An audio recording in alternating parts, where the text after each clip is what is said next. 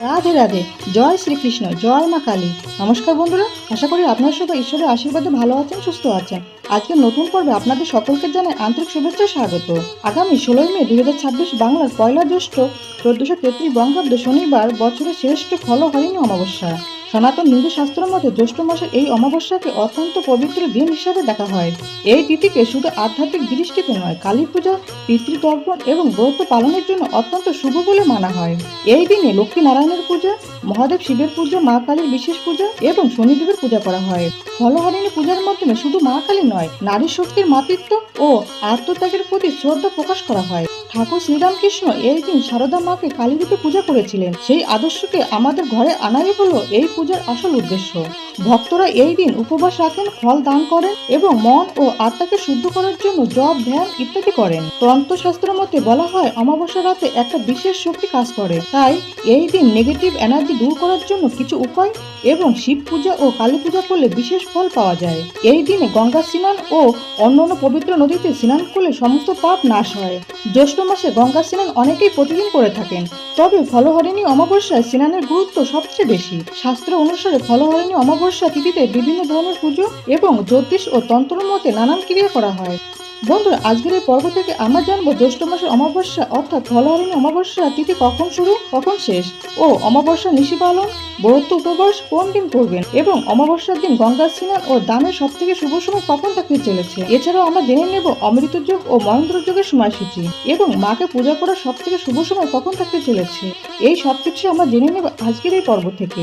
বন্ধুরা, জ্যৈষ্ঠ মাসে অমাবস্যা অর্থাৎ ফলহরিণী অমাবস্যার দিনটি পড়েছে 16 মে 2026 বাংলার পয়লা জ্যৈষ্ঠ 1433 বঙ্গাব্দ শনিবার।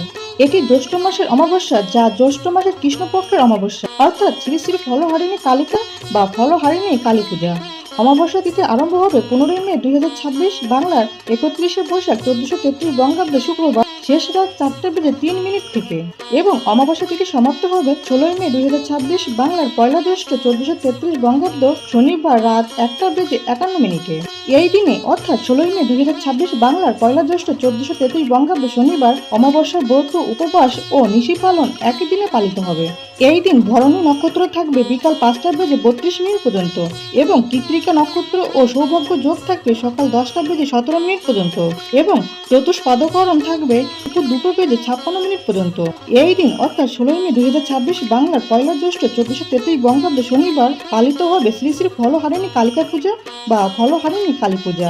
এই দিন অমৃত যোগের সময় থাকবে দুপুর 3:36 থেকে সন্ধ্যা 6:07 মধ্যে, রাত 7:42 মধ্যে ও রাত 11:16 থেকে রাত 1:22 মধ্যে এবং রাত 2:48 থেকে ভোর 5টার মধ্যে।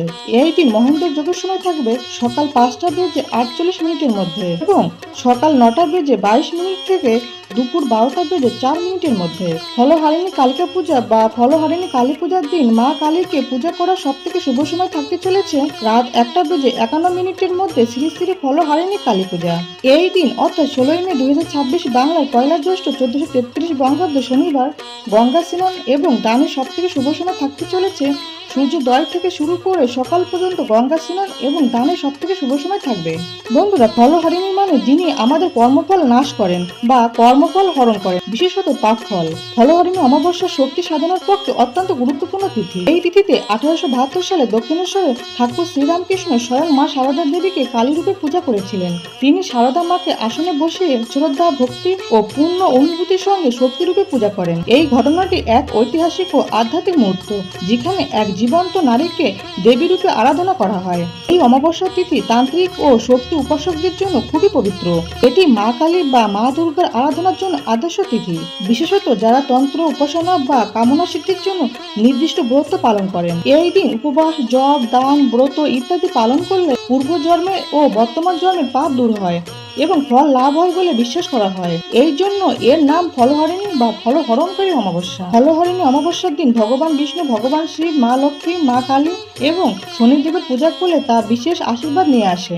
এছাড়া ফলহরিণী অমাবস্যায় পূর্বপুরুষদের উদ্দেশ্যে তর্পণের পাশাপাশি দানের বিশেষ মাহাত্ম্য রয়েছে। পূর্ণ অর্জনের সুযোগ প্রদান করে এই ফলহরিণী অমাবস্যা। এই তিথিতে পূর্বপুরুষদের উদ্দেশ্যে তর্পণ ও দান করলে তাদের আত্মা তৃপ্ত হয় ও তারা মোক্ষ লাভ করেন। এর পাশাপাশি পিতৃদোষ থেকে মুক্তি পাওয়া যায়। ও পরিবারের সদস্যরা পূর্বপুরুষদের আশীর্বাদ লাভ করেন। স্নান এবং দানের জন্য ব্রহ্ম মুহূর্তের সময়টাই সবচেয়ে ভালো।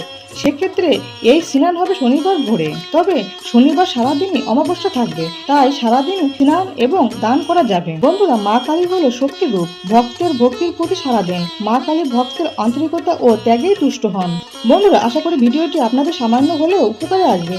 ভগবান কৃষ্ণ, ভগবান শিব এবং মা লক্ষ্মী ও মা কালীর কৃপায় আপনারা সবাই ভালো থাকুন, সুস্থ থাকুন এই প্রার্থনা করি। আজকের ভিডিওটি আজ এই পর্যন্ত। সবাই খুব ভালো থাকবেন, সুস্থ থাকবেন। দেখা হচ্ছে আগামী পর্বে। জয় ভগবান কৃষ্ণ, জয় শিব শম্ভু, জয় মা লক্ষ্মী, জয় মা কালী। রাধে রাধে।